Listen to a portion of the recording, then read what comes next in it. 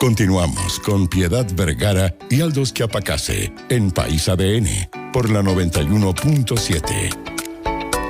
Hoy hemos estado hablando harto de seguridad, inseguridad, también de violencia en el programa, Aldo, y hay un tema que de repente se nos escapa un poco dentro de todo lo que está pasando, que tiene que ver con la trata de personas, que es algo que sucede en nuestro país y que ha ido en aumento y que de hecho las autoridades están haciendo un llamado a denunciar. Sin duda, vamos a conversar con el prefecto José Contreras, que es jefe de la Brigada de Trata de Personas, la BITRAP de la PDI, para que nos cuente por qué hay preocupación por esto y cómo tenemos que enfocar el tema. ¿Cómo está, prefecto? Bienvenido a País ADN. Muy buenos días, Donaldo. Muy buenos días, Piedad. Muchas gracias por la invitación. Agradecemos estos espacios para poder conversar respecto de temáticas que claramente son relevantes y que son fenómenos, si bien es cierto, no emergentes, pero fenómenos que hoy día golpean fuertemente a nuestro país en razón de los flujos migratorios, ¿no? Prefecto, justamente con respecto a esa pregunta, yo decía, ha ido también en aumento la trata de personas. De repente nos suena también a los chilenos como algo quizás un poco más lejano. ¿Cómo ha sido el tema de las cifras, de los casos? ¿Cómo lo han visto desde la Policía de Investigaciones? ¿Ha habido un aumento, nuevas formas quizás de cometer este delito? ¿Cómo lo ven? Mira, claramente hoy día, desde el año 2011, ¿no es cierto?, que entra en vigencia la ley que sanciona el tráfico ilícito de migrantes y la trata de personas en Chile, que es la ley 20.507, Chile ha tenido un cambio sustancial en términos del comportamiento criminal asociado a este fenómeno, ¿no? Y que tiene que ver más bien con lo que ocurre entre pandemia y pospandemia, ¿no?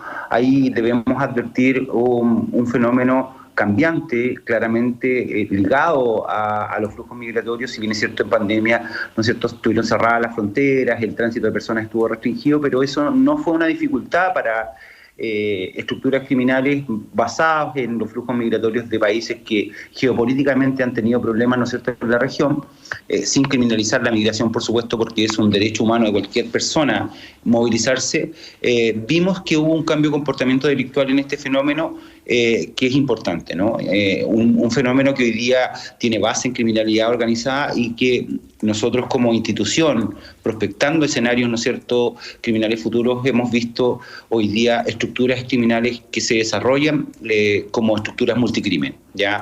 Una estructura que no solamente se asocia a un solo negocio criminal, sino que a una diversificación de negocios criminales. La trata de personas relacionada con el tráfico ilícito de migrantes, con el tráfico de armas, con el uso inusitado de la violencia, ¿no es cierto?, la aparición, ¿no es cierto?, en este despliegue criminal de la amenaza extorsiva como un método de sometimiento a las víctimas, la aparición del secuestro como un método de castigo y también del ejercicio del poder en términos de lo que hemos evidenciado en las investigaciones, y la aparición también más ligada a este delito transversal, que es el lavado de capitales o el lavado de activos a través de remesadores informales, la aparición de criptodivisas en las operaciones investigativas que hemos tenido en conjunto con el Ministerio Público. Y esos escenarios a nosotros nos han desafiado, ¿no es cierto?, a establecer nuevas estrategias de trabajo, toda vez que las organizaciones criminales transnacionales poseen claramente mayor plasticidad para adaptarse y regenerarse en su orgánica, ¿no es cierto? Y esto es un elemento que desafía a todas las instituciones que trabajamos en la intervención de la persecución penal. Eso es como más o menos un diagnóstico muy, muy general, quizás en un corto espacio de conversación, pero claramente que es importante visibilizar estos fenómenos a nivel nacional, y por eso creemos que la conversación con ustedes en este espacio que tiene tanta audiencia es relevante para visibilizar un fenómeno criminal que muchas veces socialmente está invisibilizado y muy asociado, ¿no es cierto?, a la explotación sexual. Perdón. Hay una trata de personas hacia el país y hay una desde el país. Cuando hablamos de trata de personas con secuestro y con salida ilegal del país, ¿de qué estamos hablando? ¿Cómo se organizan? ¿Cuál es el modus operandi? ¿De qué manera podemos prevenirlo? Porque hay preocupación por los que llegan, pero también por quienes se están yendo. Tengo entendido que hay cifras realmente alarmantes de, sobre todo, menores de edad que son sacados ilegalmente del país, ¿no? Claro, bueno, ahí hay que distinguir, Donaldo, el tema asociado a el tráfico ilícito de migrantes. Hace un par de semanas tuvimos una sentencia condenatoria que es bastante relevante poder contarla acá al público y a ustedes en particular, que son quienes transmiten, ¿no es cierto?, la información al público en general, de fondo asociado a una investigación vinculada a la época de pandemia, ¿no?, en donde niños chilenos, hijos de padres haitianos, transitando o buscando una mejor forma de vida, salieron del territorio nacional y se vieron involucradas con estructuras criminales, ¿no es cierto?, que hacían ofertas de traslado de personas casi con una fachada de agencias de turismo, de forma informal. Nosotros tuvimos una investigación donde pudimos datar sobre 250 niños, niñas y adolescentes, mayoritariamente chilenos, hijos de padres haitianos residentes en Chile, saliendo del territorio nacional, ¿ya? Y eso es una organización que se desarticuló, compuesta por alrededor de 9 personas, mayoritariamente personas de nacionalidad extranjera, en donde la sentencia condenatoria finalmente, el trabajo mancomunado entre la policía y el Ministerio Público, dio como resultado en el juicio oral, ¿no es cierto?, una sentencia por sobre los 115 años para toda la organización, ¿ya? Y eso es un tema relevante porque se recoge desde la perspectiva del tráfico ilícito de migrantes, ¿no es cierto?, no tan solo la hipótesis del ingreso al territorio nacional de personas con ánimo de lucro, sino que también un tema asociado a que esta asociación criminal también sacaba personas del territorio nacional, ¿ya? Chile es un país, por su economía, por su estabilidad social, es un país de recepción, ya es un país de destino para muchos migrantes. Pero claramente que siempre hay expectativas de migrantes que vienen en tránsito y que son captados o cooptados por estructuras criminales que han visto un negocio en los corredores migratorios irregulares de Latinoamérica, ¿ya? Y eso se vio en esta investigación, donde el tránsito no tan solo era de norte a sur, sino que también de sur a norte, o sea, vale decir, de Chile a Perú, ¿no es cierto?, pasando los controles migratorios irregulares por el sector de Chacayuta, en donde entre el hito 1 y el hito 5, ¿no es cierto?, en el paso fronterizo, principalmente pasaban por aquello que muchos de ustedes conocen como la línea del tren, pero claro, tenemos riesgo a la salud y a la vida de los migrantes en los cruces de fronteras porque las barreras desérticas, ¿no es cierto?, en los hitos más altos, hasta el hito 14, es donde en algún momento hubo campos minados. Entonces, todo eso claramente que involucra un riesgo a los migrantes. Hace un par de semanas atrás vimos ahí en los noticiarios, ¿no es cierto?, un vehículo que pasa irregularmente por la frontera y de fondo explosa al pisar una mina antitanque, que deberían accionarse sobre las 5 toneladas. Entonces, claramente que esos son elementos importantes. Ahora, desde la perspectiva de aquellas personas que lograron llegar al límite de Colombia con Panamá, que es la entrada a la selva del Darién. La selva del Darién tiene alrededor de 200 kilómetros, ¿no? Es el cruce fronterizo irregular más peligroso del mundo. El cruce demora entre 7 y 8 días, se hace al interior de la selva, con crecidas de río, con animales salvajes, etcétera. Y ahí, bueno, claramente que se han tenido que lamentar el fallecimiento de un número importante de personas, entre esos también migrantes que venían desde Chile. Estamos conversando con el prefecto José Contreras, jefe de la Brigada de Trata de Personas de la Policía de Investigaciones. En este sentido de lo que hemos estado hablando de este también fenómeno, vinculado también al tema migratorio, ¿qué pasa en el caso de los menores de edad? Eso también se está viendo, ¿no?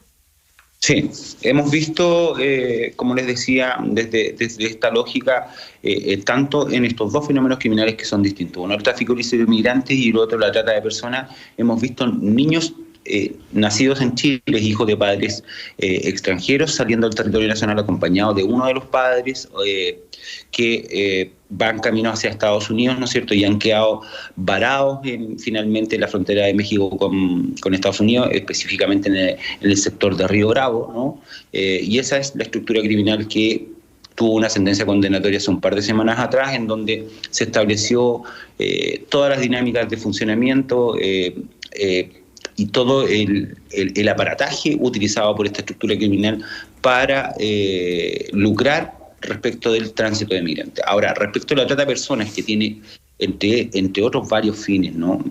Pero principalmente el fin de explotación sexual y el trabajo forzado, en Chile mayoritariamente lo que hemos visto en materia de investigación son víctimas de trata de personas con fines de explotación sexual. Y ahí hemos visto estructuras criminales como el Tren de Aragua, como los orientales principalmente, que esta última organización se dedica principalmente a traer personas menores de edad de sexo femenino desde países como Venezuela, Colombia, para explotarlas en situación irregular en el territorio nacional, desde la región de Tarapacá hasta la región de Los Lagos, que es lo que hemos visto, y hubo una sentencia hace un par de meses atrás también muy exitosa respecto de los primeros sujetos condenados por asociación criminal en la región de Los Lagos, ¿ya?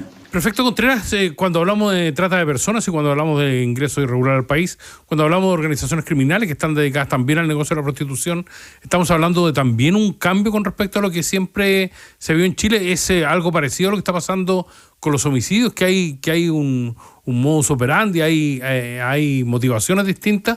¿Qué está pasando a este nivel en Chile? Chile era un país muy estable en términos de la criminalidad respecto a este delito, Donaldo. Y claramente después del 2021, nosotros, hace un par de... Este año, el 2024, publicamos un estudio asociado a la caracterización de víctimas de trata de personas con fines de explotación sexual vinculadas a estructuras criminales o a organizaciones criminales como el Tren de Aragua, ¿no? Y eso lo tuvimos que hacer prospectando estos escenarios futuros con el objeto de visibilizar cuáles eran las dinámicas, ¿no es cierto? Ahí perdimos, parece, la comunicación. Ahí está. Prefecto, perdimos un segundo la comunicación, si podemos retomar esa idea. Claro. Como le decíamos, nosotros viendo y prospectando los escenarios que se avecinaban, ¿no? En el cambio de comportamiento delictual de la trata de personas, el 2023 elaboramos un estudio de caracterización de víctimas de trata de personas vinculadas a estructuras criminales como el Tren de Aragua y otros, ¿no? Y ahí los hallazgos más importantes que nos generaron para comprender, para tener una comprensión fenomenológica de este delito de fondo, era el cambio de comportamiento delictual. Un uso inusitado de la violencia en el despliegue criminal, ¿no es cierto? La aparición de la amenaza extorsiva, que en Chile no era un tema tan frecuente, la utilización del secuestro como método de castigo, vinculados principalmente a estructuras criminales compuestas por ciudadanos extranjeros. El tratante chileno era un tratante individual, ocasional, ¿no? Que generalmente buscaba a través de redes sociales o de contacto del boca a boca captar a personas en el extranjero para traerlas a un lugar y de fondo hacerlas ejercer el comercio sexual en fase de explotación. Pero hoy día, claro, tenemos dinámicas distintas en donde el control territorial que ejerce las estructuras criminales de fondo a lo que ellos le llaman plazas de trabajo, son muy territoriales, y eso genera un alto componente de violencia, no tan solo por el territorio, sino también por la mercantilización de los seres humanos, ¿ya? Porque aquí con lo que se negocia, por decirlo de alguna forma, es con personas. Entonces, finalmente la mercancía terminan siendo seres humanos que son explotados principalmente en el comercio sexual. ¿Tenemos los recursos suficientes, tanto humanos como tecnológicos, para abordar este nuevo fenómeno, no?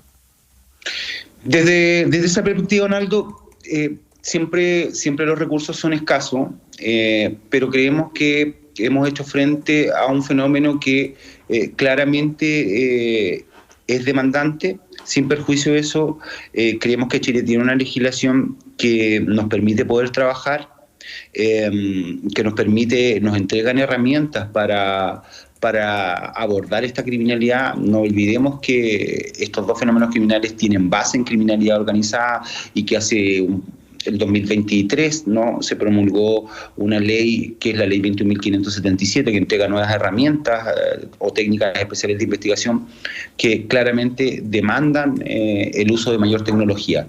Siempre los recursos van a ser limitados, pero creemos que el capital humano es un componente importante, y para eso hoy día nos encontramos trabajando en la región de la Araucanía, específicamente hoy día también capacitando a nuestro capital humano en un seminario de trata de personas y explotación sexual que lo elabora la región policial de la Araucanía también para visibilizar estos fenómenos y entregarle herramientas a nuestro capital humano para enfrentar y robustecer mejor las investigaciones en conjunto con el Ministerio Público. Una iniciativa que hace la Policía de Investigaciones de Chile junto con la Fiscalía de la Araucanía, ¿no? Con el objeto de visibilizar fenómenos que no tan solo están en la macrozona norte, sino también que se despliegan en todo el país. Perfecto, queremos agradecerle su presencia hoy en País ADN y fundamentalmente alertarnos sobre un tema que es tan importante para el país. Muchas gracias, prefecto José Contreras. Muchas gracias, Donaldo, muchas gracias, Piedad, y le damos las gracias por poner en la testera estos temas que son tan relevantes para la sociedad y que son importantes para nosotros poder comunicarlos de manera por estos medios, ¿no? Así que le agradecemos a ustedes la oportunidad. Muchas gracias, prefecto, que esté muy bien, buen día. Buen día.